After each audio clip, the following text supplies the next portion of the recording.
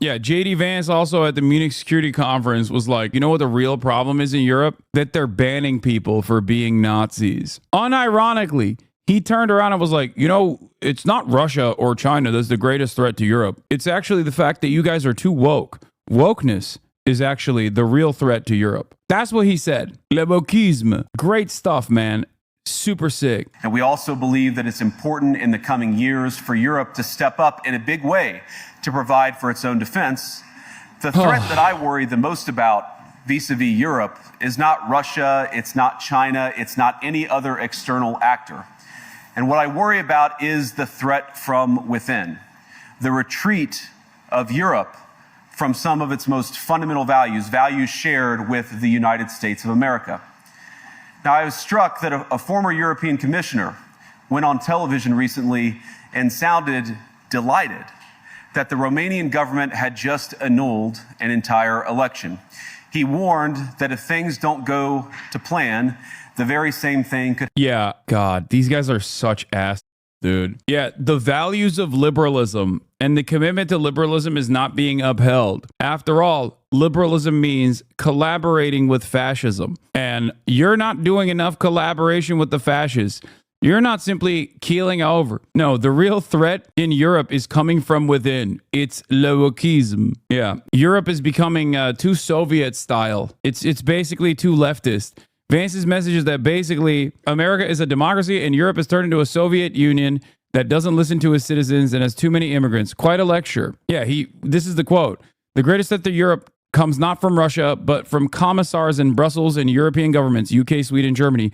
He says, stifle free speech. Comes back again and again to the canceled runoff of the Romanian election. If you can't understand this as straightforward, a rallying cry for Europe to become more fascist, I don't know what to tell you. If you don't see what I see here, I don't know. We must be living on totally different planes of existence. Could happen in Germany too. Now, these cavalier statements are shocking to American ears. For years, we've been told that everything we fund and support is in the name of our shared democratic values. Everything from our Ukraine policy to digital censorship is billed as a defense of democracy. But when we see European courts canceling elections and senior officials threatening to cancel others, we ought to ask whether we're holding ourselves to an appropriately high standard. And I say ourselves because I fundamentally believe that we are on the same team. We must do more than talk about democratic values, we must live them. Now, within living memory of many of you in this room, this speech wasn't well received from what I'm seeing. I mean, yeah, but nobody wants to hear a lecture from this dumbass dude. But that doesn't matter because America still very much is the superpower. Although its influence and its soft power capabilities are diminishing, although its delicate alliances are becoming less strong, I guess, becoming weaker, ultimately, it still doesn't change the reality that it is the most dominant force on the planet as it stands. And as the most dominant force on the planet, what JD Vance is saying here might come across as a simple lecture, but the nefarious purpose for this lecture is terrifying for the future political prospects of the European Union. Because what he says here is what the American government wants to do in the near future. And they are kind of doing that already. Elon Musk making allegiances with nationalist and fascist movements all around the European continent is a truly terrifying prospect. Liberalism is dying. It's done. It's over. And I guess the question remains, will the liberals try to grip whatever remaining power they have and open up the floodgates of fascism in both Europe as we are experiencing here in America as well? Or will they make allegiances with more radical left-wing elements, or even if there is any radical left-wing elements that remain in these countries? And I think the unfortunate answer is the former rather than the latter. That's what I think. At least historically, that's what they've done. And I think history is repeating itself again. Or positioned defenders of democracy against much more tyrannical forces on this continent. And consider the side in that fight that censored dissidents, that closed churches, that canceled elections. Were they the good guys? Certainly not. And thank God they lost the Cold War.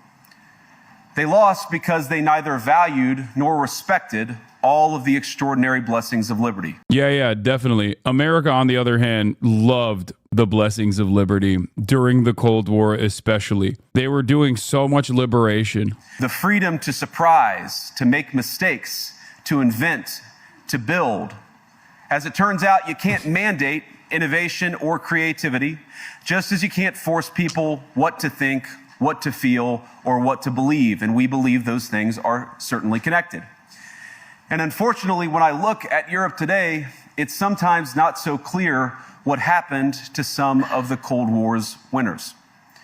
I look to Brussels, where EU commissars warn citizens that they intend to shut down social media during times of civil. By the way, just so you understand how obviously overtly hypocritical every aspect of this speech is, these guys have already implemented an anti-Semitism task force. And aside from doing mass deportations, they're looking to deport students on a student visa for the crime of being pro-Palestine, okay?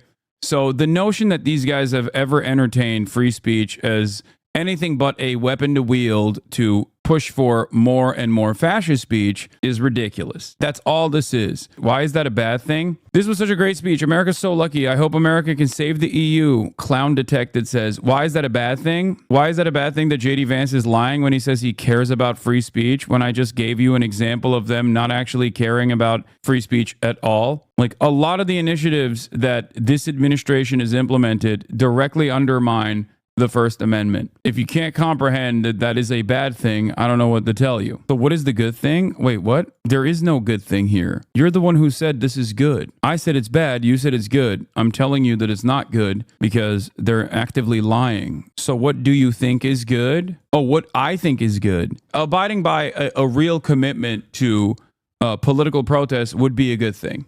Okay? Allowing political dissent, no matter how much it undermines your agenda, would be a good thing. These guys don't care about that, and they never have. Thank you, Mr. Vice President, for taking the time out of your busy schedule to call me names, but your boss Elon Musk just called for a long prison sentence for CBS journalists for edits he didn't like. Did you not get the memo? Do you not agree with Mr. Musk on locking up U.S. journos? Hey, JD Vance, I know you're busy lecturing the Europeans on free speech, but have you seen this?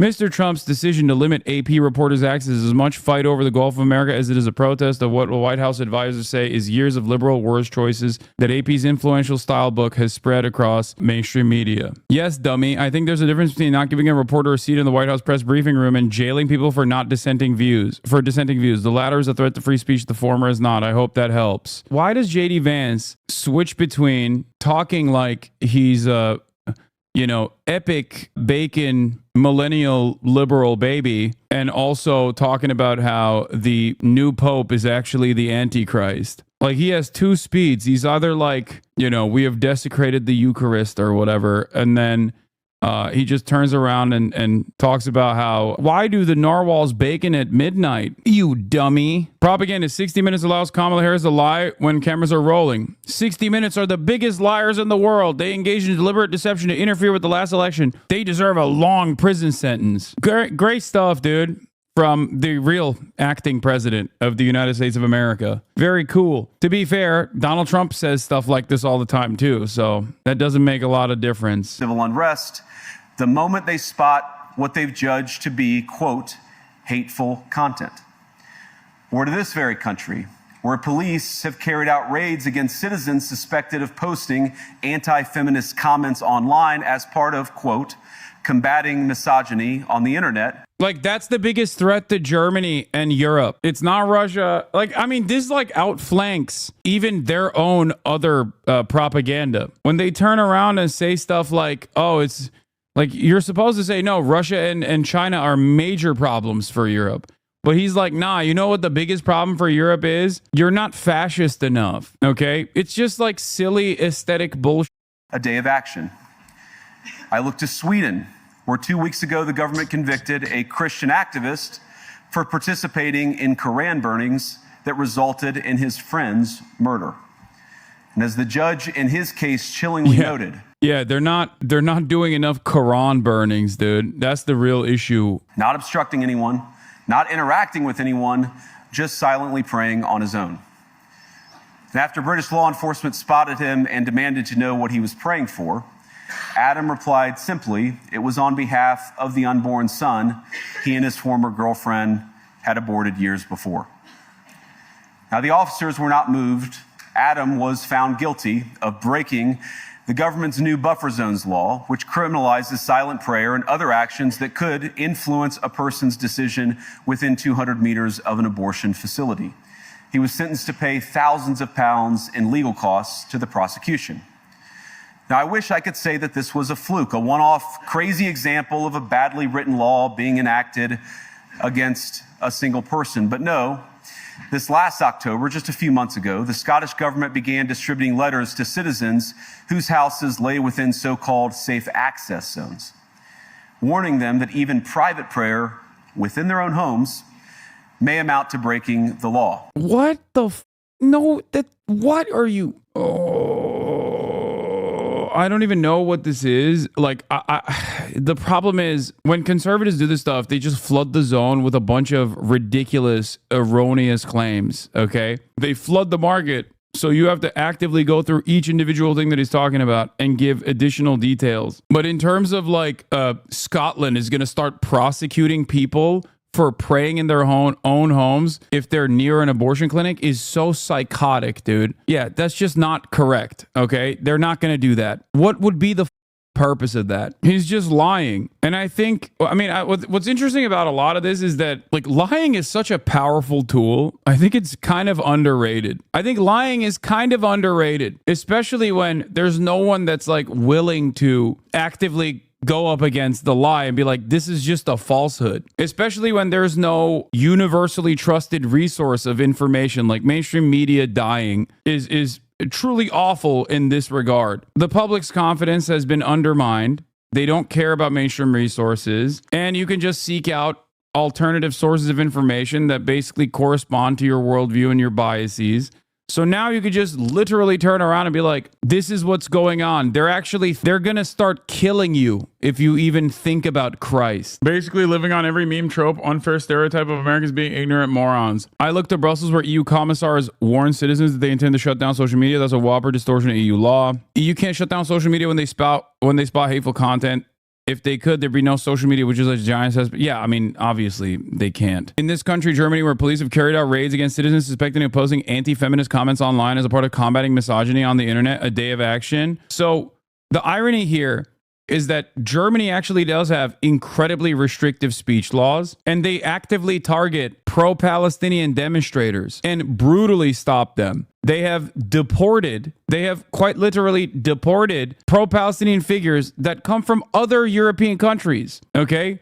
They have barred entry of pro-Palestinian speakers. Of course, JD Vance is not going to talk about that. He's going to talk about some silly. Police didn't raid people for posting anti-feminist comments. They arrested 45 men for offenses including the following: threatening rape, threatening to post nude photos of an ex, demanding nude photos from strangers, distributing videos depicting torture of women. If JD Vance wanted to truly talk about some of the insanity happening in terms of like a lack of free speech in Germany, which obviously they have infinitely more restrictive standards for speech in Germany, he could have actually talked about a real story. Except he wants to do that in America, so of course he's not going to talk about that. BKR is the name of the Federal Criminal Police Office of Germany. BKR's raids were timed to mark International Women's Day last year. They didn't arrest a single person for anti-feminist comments. They arrested men for horrible criminal offenses. BKA, Bundeskriminal, part of the project. The BKA specifically searched for misogynistic postings with criminal relevance on online platforms. They were pre-assessed by the ZIT from a criminal law perspective, and after the suspected authors have been identified, were forwarded via the judicial route to the relevant public prosecutors' offices in the states in order to decide on an initiation of appropriate investigations. The basis for the initiative was, among other things, a ruling by the Cologne Higher Regional Court on June 9th, 2020, which confirmed that blanket denigration of women can be punishable as incitement to hatred under Section 130 of the German Criminal Code. Misogyny on the internet exists in many different forms. In addition to inciting hatred, the ZIT and the BKA were also able to identify postings in which women were sexually slandered and assaulted, in which so-called nude photos were publicly requested in which rape and sexual coercion were publicly advocated, and in which torture and killing videos were publicly distributed. In Sweden, 2 weeks ago, the government convicted a Christian activist for participating in Quran burnings. The Swedish government can't convict anybody. The Swedish courts, independent of the government under Chapter 11, Section 3, fined Salwan Najem £297, $374 with a conditional sentence. Chapter 16, Section 8 of the 1962 Swedish Criminal Code is below. It's a crime to express contempt against a group of persons due to their religious beliefs. Like, I remember some of the details of the Quran burnings that happen all the time in fucking Sweden and whatnot.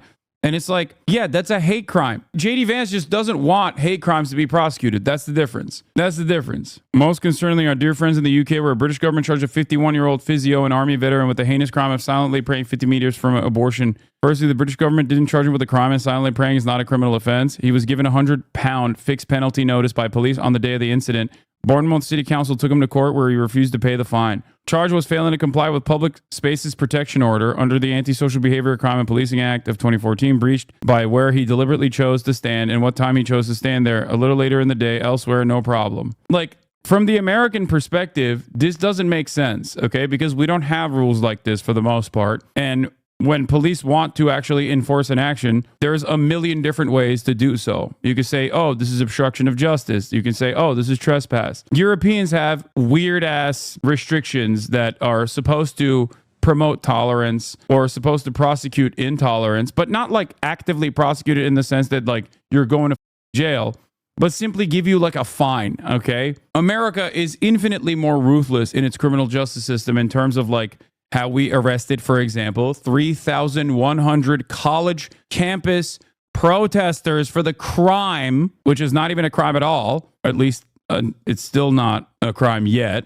of offending the feelings of the big bad state of Israel that is also a small bean. We did that. And that was the Biden administration. In Europe, they're like, hey, if you, I don't know, pray around an abortion clinic at a certain time, yeah, you're going to get £100 fine. That's it. And then these guys understandably want to protest against it, knowing full well that it is red meat for the reactionaries. The law is titled Abortion Services Safe Access Zone, Scotland Act of 2024. The full act is below and doesn't take very long to read. There's nothing whatsoever in the Scottish legislation that criminalizes private prayer in your home. I mean, I could have told you that without knowing what that law was, because that would be an insane thing to advocate for. It's crazy your beliefs on this, the censorship of internet and freedom of speech. You should be advocating for this with your view on Hamas, etc. Big fan here, but this is a dumb take from you. Are you stupid? Is it difficult for you to comprehend that I just literally explained that all of these rules, or even in a country where there are restrictions against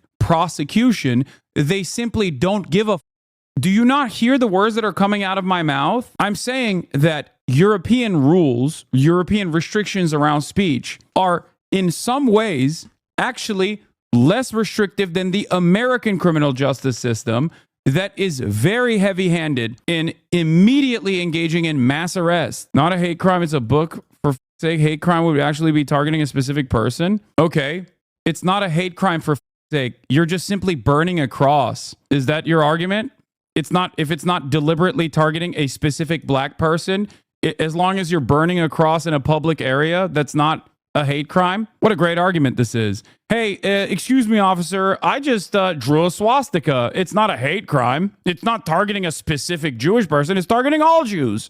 Great stuff. You don't even know what the standard for a hate crime is. Yes, we can burn flags, blocks, etc., but sorry, I can't but a Quran. First of all, burning a Quran, or removing the context and the nuance from the act of burning a Quran is hilarious in this instance, because it is akin to saying, oh, I'm sorry, we can burn flags, but we can't burn a cross. Okay?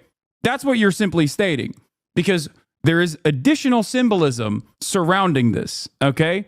Just so you understand.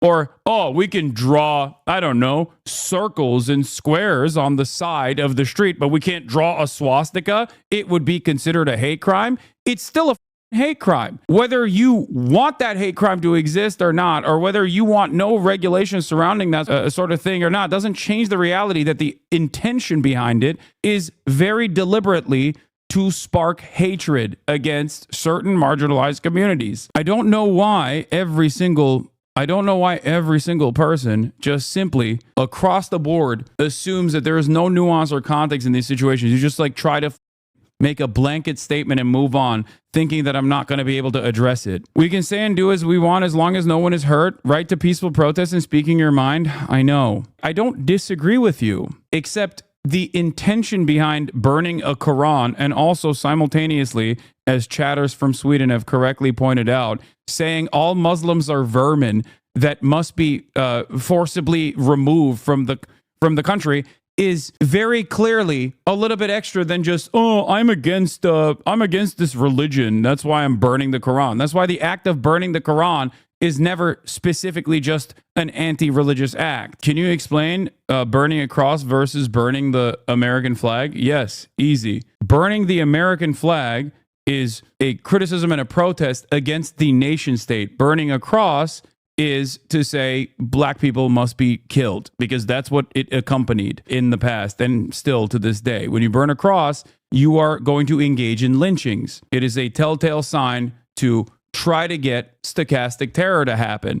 Whether you are going to do it yourself or hope that others want to do it does not matter. Okay? There's a difference between saying the American government when you are literally a part of the American government and you're utilizing the existing free speech laws and boundaries to criticize the American state with this radical act of protest is entirely different than utilizing the free speech laws to basically say, let's go kill some black people, dude. How sick is that? Yeah, obviously these two things are different. And I say this as someone who obviously benefits tremendously from the First Amendment that I guess, the American government is still held on to. You're not giving good examples. Burning a cross is constitutionally protected in the U.S., Virginia v. Black. I'm not saying that it's an appropriate thing regardless because it's still an incitement of hatred and it's accompanied by a litany of hate crimes regardless. In the same exact way, burning a Quran is. The purpose of a Nazi protest in a historically black neighborhood is not simply to exercise their difference in opinion and openly talk about their differences in opinion. It is to incite fear, okay? It is to incite fear to remind black people the racial pecking order. It plays the same role as, putting up a statue of a Confederate general, for example, outside of a courthouse, which was common practice in the civil rights struggle that Americans engaged in. Personally, I think a lot of people have a liberal notion of free speech and don't understand that there should be some reasonable boundaries to it. And actually, they do personally agree to some reasonable boundaries to free speech. Every single person does. Free speech absolutism has very reasonable boundaries. That reasonable boundary is harm to others, inciting harm to others. That's precisely the reason why many other countries have differences in terms of like where their restrictions are. A lot of countries have hate speech laws, for example. In the United States of America, we have the most expansive, the less restrictive rules around speech. Part of that is because we are the dominant nation and therefore have, historically clawed back some of the lack of regulation, okay? Like in times of war, we arrested people for being conscientious objectors. Famously, Eugene Debs is a great example during World War I. And in other circumstances, if you look at the McCarthyist trials and whatnot, or if you look at the fact that even to this day, it is technically illegal for a communist to ever be in charge of a labor union, okay?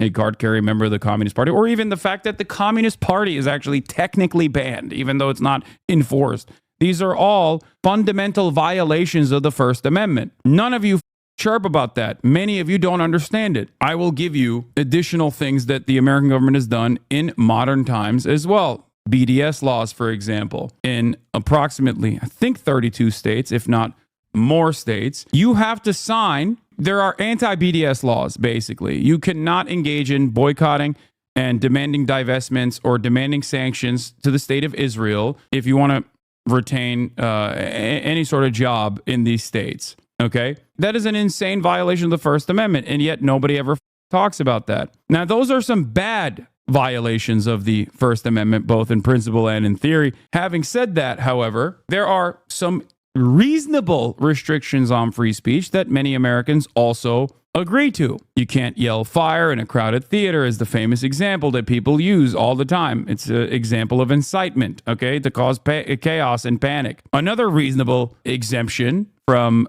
free speech is child sexual abuse material, for example. There's restriction on what kind of speech you can engage in or what kind of artistic expression you can engage in. Yeah, fighting words is another restriction as well, or at least does not offer you freedom from consequences. My point is, every single person, virtually every single person, agrees to restrictions to free speech, even in the United States of America. Otherwise, you would be a pro CSAM liberation advocate. You'd be like, oh, you would want to allow CP to be created and distributed freely. My approach to the subject matter is that there are reasonable restrictions on free speech, reasonable limitations on free speech, and unreasonable limitations on free speech.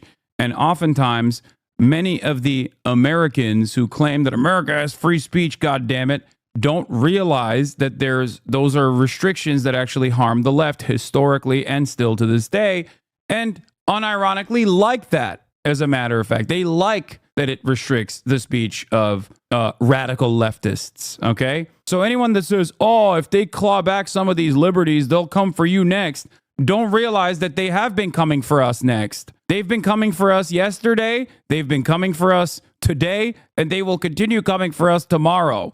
That's my advocacy. My advocacy is to be actually expansive in terms of protecting radical speech as long as it is pro-socialist, pro-communist, anti-imperialist. Genuinely to abide by those principles, which have been violated time and time again in glaringly obvious unconstitutional ways. So unconstitutional that Dianne Feinstein actively criticized the anti-BDS laws in, at the time, I think it was like 20 states. Now, apparently, it's in 37, as a chatter said. Like, that's ridiculous.